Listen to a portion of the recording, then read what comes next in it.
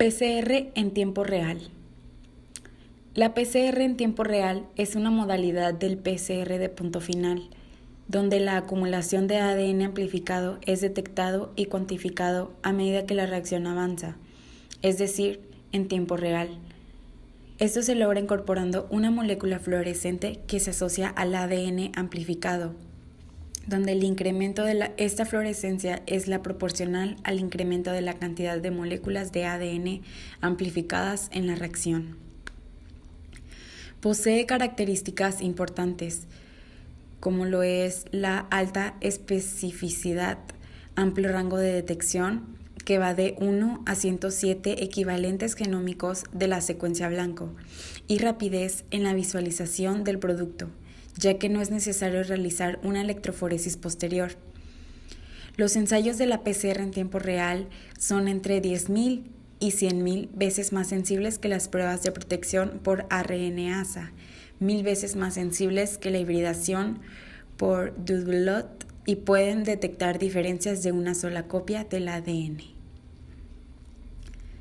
Los componentes del PCR en tiempo real y PCR convencional son similares.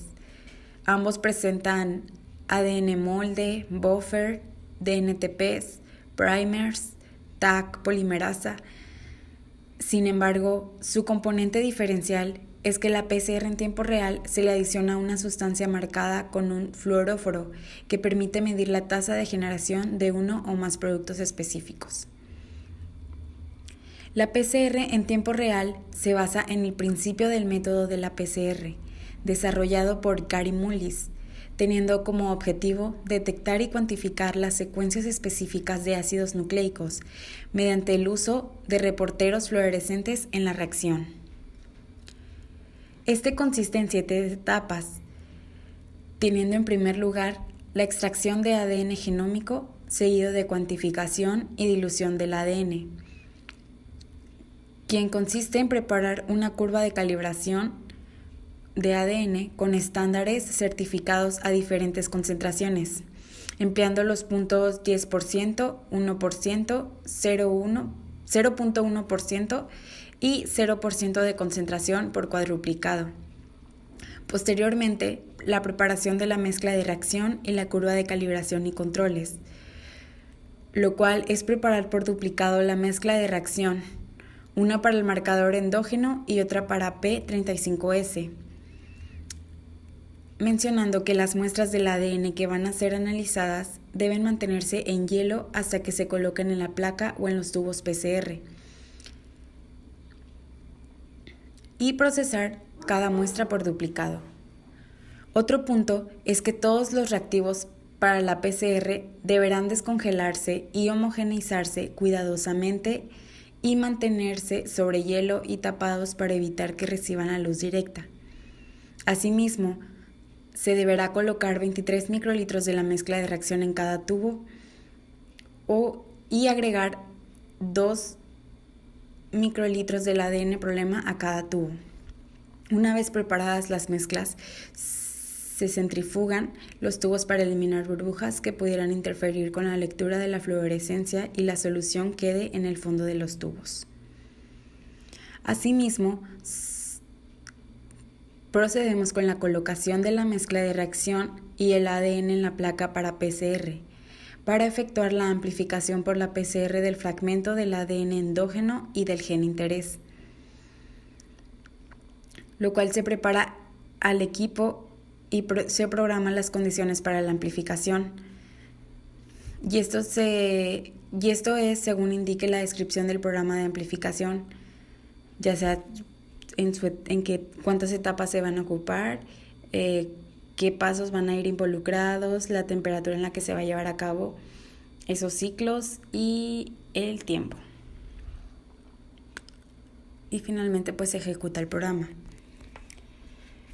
Ya para concluir, en este se hace un ajuste de la curva de calibración y la obtención de datos, lo cual es establecer el umbral, y en el software del equipo desplegar las curvas de amplificación en escala logarítmica, donde primero el gen endógeno y después va el P35S.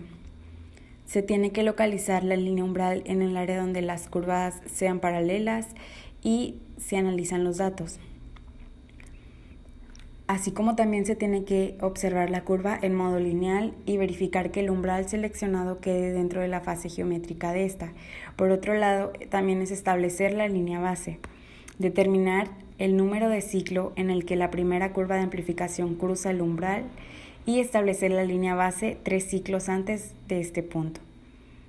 Como finalmente analizar los datos y exportarlos a una hoja de cálculo. En la técnica de PCR de tiempo real también existen sistemas de detección. Los más usados son los fluoróforos con afinidad por el ADN. Estos fluoróforos emiten fluorescencia cuando se unen al ADN. La intensidad de la fluorescencia depende de la concentración del ADN de doble cadena. Inicialmente se utilizaba bromuro de tirio, pero su uso no es recomendable ya que no discrimina de manera eficiente entre el ADN de cadena sencilla o cadena doble. También suelen utilizar otros como Bebo, Yoyo 1 y Toto 1, pero no son usados cotidianamente. Otro método de detección son las sondas específicas y estas se dividen en 3 tipos: sondas de hidrólisis, sondas de hibridación y sondas de horquilla. Y todas estas se basan en el principio de Fred, que consiste en la transferencia de energía entre 2 fluoróforos, un donador y un aceptador, los cuales emiten fluorescencia a diferentes longitudes de onda. Y las aplicaciones que tiene esta técnica de PCR en tiempo real se han convertido en una herramienta común en la investigación básica, en la industria, la agricultura, la medicina forense y la medicina clínica, ya que estas áreas se han visto beneficiadas por la sensibilidad, velocidad y especificidad de este método. En la investigación básica ayuda a la determinación de los genes asociados a procesos fisiológicos como la inflamación o a predecir la recurrencia del cáncer. En el diagnóstico molecular se pueden detectar diversos microorganismos como los virus, a nivel cualitativo que indica presencia o ausencia y a nivel cuantitativo que indica la carga viral, en una amplia variedad de muestras clínicas como tejidos frescos y fijados en parafina, secreciones corporales, líquidos cefalorraquídeos, sangre total, plasma, leucocitos, materia fecal, exudados de garganta, vaginales, anales, entre otros. Y por último, también nos sirve para el monitoreo de patógenos. En aguas residuales pueden detectarse bacterias como Escherichia coli 0157 y otros microorganismos como Aeromonas hydrophila, Bacillus cereus, Clostridium perfringens, Enterococcus fecalis y Staphylococcus aureus. Asimismo, también pueden detectarse patógenos en plantas y en alimentos. En el artículo titulado PCR en tiempo real, una metodología útil para la detección y cuantificación de granulovirus, se busca la identificación de estos virus debido a su gran potencial como controladores biológicos para las plagas en el campo de la agricultura, donde se justifica lo debido a que es de mucha importancia tener una técnica sensible y específica para la detección y cuantificación de los granulovirus.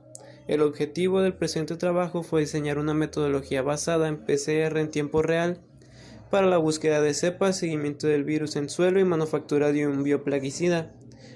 Para demostrar esto se llevaron a cabo 3 ejemplos de posibles aplicaciones de la técnica, así como también se realizaron los 3 ensayos de detección. El primero en las larvas de los insectos que se podían ver afectados por este virus, el segundo en el bioplaguicida a base del mismo virus y en muestras de suelo con el bioplaguicida. Durante los ensayos se buscaba la proteína granulina, la cual se presenta en los virus, y en los 3 ensayos se obtuvo la detección, lo cual corrobora las ventajas de la utilización de esta técnica para la búsqueda del virus y nuevas cepas del mismo.